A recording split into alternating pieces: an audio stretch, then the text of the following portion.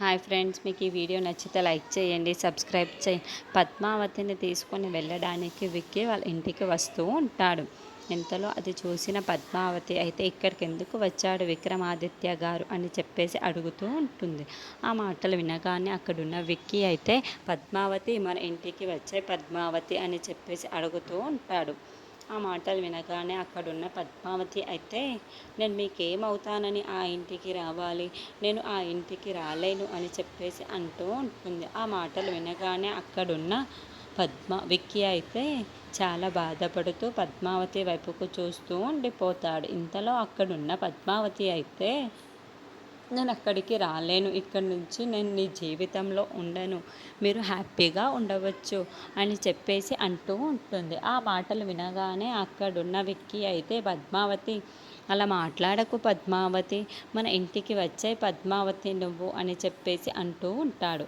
ఆ మాటలు వినగానే అక్కడున్న పద్మావతి అయితే లేదు విక్రమాదిత్య గారు, నేను అక్కడికి రావాలని అనుకోవటం లేదు, నేను రాను కూడా, ఇక నుండి మీరు హ్యాపీగా ఆ ఇంట్లో ఉండవచ్చు అని చెప్పేసి అంటుంది.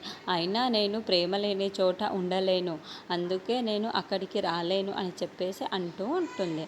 ఆ మాటలు వినగానే అక్కడున్న విక్కీ అయితే పద్మావతి అయితే ఫైనల్గా అడుగుతున్నాడు, పద్మావతి మన ఇంటికి వస్తావా రావా అని చెప్పేసి అడుగుతూ ఉంటాడు. ఆ మాటలకి అక్కడున్న పద్మావతి అయితే లేదు విక్రమాదిత్య గారు, నేను రావాలనుకోవటం లేదు, నేను రాను కూడా, నేను అక్కడికి ప్రేమ లేని చోట నేను ఉండలేను, అందుకే నేను అక్కడికి రాను అని చెప్పేసి గట్టిగా అరుస్తూ చెబుతూ ఉంటుంది. ఆ మాటలు వినగానే అక్కడున్న విక్కీ అయితే ఒక్కసారిగా షాక్ అయిపోయి పద్మావతి ఇక రావా నువ్వు అయితే చెప్పేసి పక్కకు తప్పుకుంటూ ఉంటాడు.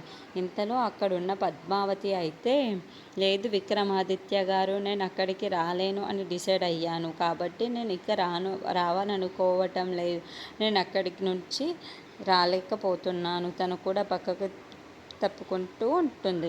ఇలా వాళ్ళిద్దరూ కూడా చాలా బాధపడుతూ ఉంటారు.